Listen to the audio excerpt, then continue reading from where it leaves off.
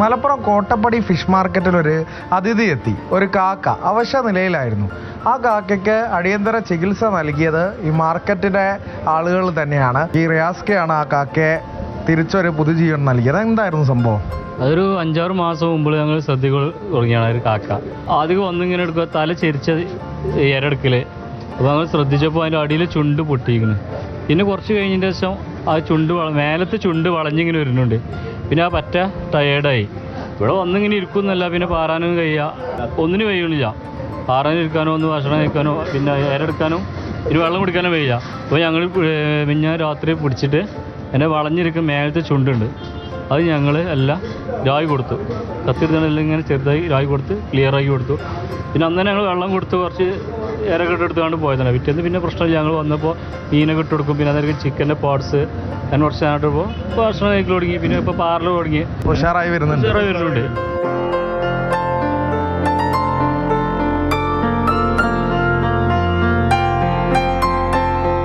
ഒരു ഒബ്സർവേഷനിൽ തുടരുകയാണല്ലേ? ചെറിയൊരു സർജറി. എങ്ങനെയാണ് ആ സർജറിക്കുള്ള ഒരു ഐഡിയ എങ്ങനെയാണ് കിട്ടിയത്? ഒന്ന് നമുക്ക് അപ്പോൾ തോന്നി, നമ്മള് നോക്കട്ടുമ്പോൾ ഒരു ചെറുതിട്ടല്ല ചുണ്ടല്ല, ചെറിയ നഖത്തിന്റെ ഒരു ഇതല്ലേ. സാധാരണഗതിയിൽ നിങ്ങളൊക്കെ ശല്യക്കാരാണ് കാക്ക, പക്ഷെ ഇവിടെ ഒരു സ്നേഹത്തിന്റെ ബന്ധമാണ് പറയാനുള്ളത്. പൂച്ചകൾ എല്ലാം പൂച്ച ഉണ്ടാകലുണ്ട്, പിന്നെ കാക്കകൾ എപ്പോഴാണ് ഇവിടെ എന്തുണ്ട് ഇട്ട് കൊടുക്കും. വര തിന്നിട്ട് അവർ പോവുകയും ചെയ്യും. നമുക്കൊരു 2 നേരം തിന്നാൻ കിട്ടിയില്ല എന്ത് നേരം. അപ്പോൾ 2 മാസം ഭക്ഷണം തിര കിട്ടാതെ കൊടുക്കുമ്പോൾ അവരെ അവസ്ഥ എന്ത് തരാം, നമ്മളത്ര ആലോചിച്ചിട്ടുള്ളൂ. അപ്പോൾ അവരൊന്ന് ചെയ്തു, ഇത്രേ ഉള്ളൂ. അതെ, ഓരോ ജീവനോടുമുള്ള ഒരു മനുഷ്യന്റെ കരുതൽ തന്നെയാണ് ഈ മലപ്പുറം കോട്ടപ്പടി മാർക്കറ്റിൽ നിന്നുള്ള ഒരു കാഴ്ച.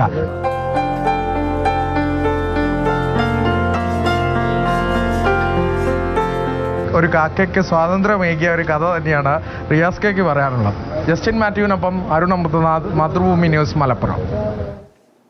അരുൺ അമൃതനാഥൻ തന്നെ നമ്മുടെ കൂടെയുണ്ട്. അരുൺ, പൊതുവേ ഈ മാർക്കറ്റിലൊക്കെ നോക്കുകയാണ് എന്നുണ്ടെങ്കിൽ ശല്യക്കാരായി എത്തുന്ന ഒരു കൂട്ടരാണ് ഈ കാക്കകൾ. അപ്പോൾ അതിനൊരു കഷ്ടപ്പാട് വന്നപ്പോൾ പോലും ശല്യക്കാരാണ് പലപ്പോഴും ശല്യം ഉണ്ടാക്കുമെങ്കിൽ പോലും ആ കഷ്ടപ്പാട് കണ്ടറിഞ്ഞുകൊണ്ട് പരിഹരിക്കാൻ കാണിച്ച നല്ല മനസ്സുണ്ടല്ലോ, അതിനൊരു കയ്യടി കൊടുക്കണം.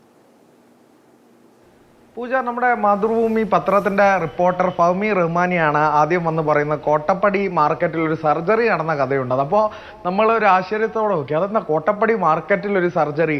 ആ കൗതുകം തന്നെയാണ് ഏവർക്കും ഈ വാർത്ത കാണുമ്പോൾ ഉണ്ടാകുന്നത്. സാധാരണ ഈ മാർക്കറ്റിലൊക്കെ, ഫിഷ് മാർക്കറ്റിലൊക്കെ കാക്ക ഒക്കെ ശല്യക്കാരാണ്, അതിനെക്കൊണ്ടുള്ള ശല്യത്തിൻ്റെ കാഴ്ചയൊക്കെയാണ് നമ്മൾ കാണുന്നത്. ഇവിടെ പക്ഷേ ഒരു സ്നേഹത്തിൻ്റെ, ഒരു കരുതലിൻ്റെ ഒക്കെ ഒരു നല്ല കഥ തന്നെയാണ് കോട്ടപ്പടി മാർക്കറ്റിലെ റിയാസ് നമുക്ക് കാണിച്ചു തന്നത്. ഏതാനും മാസങ്ങൾക്ക് മുമ്പ് ഈ കാക്ക ഈ മാർക്കറ്റിലെ പതിവ് സന്ദർശകനാണ്. അങ്ങനെ ഒരു അവശ നിലയിൽ ഇവരിങ്ങനെ ശ്രദ്ധിക്കുന്നുണ്ട്. ഈ തീറ്റയൊന്നും എടുക്കാതെ ഒരു ഭാഗത്ത് തന്നെ കാക്ക ഇങ്ങനെ വേരിച്ച് നടക്കുന്നത് ഇവർ കാണുന്നുണ്ട്. അങ്ങനെയാണ് ഈ കാക്കയുടെ പ്രശ്നം എന്താണ് കൃത്യമായി കണ്ടെത്തി.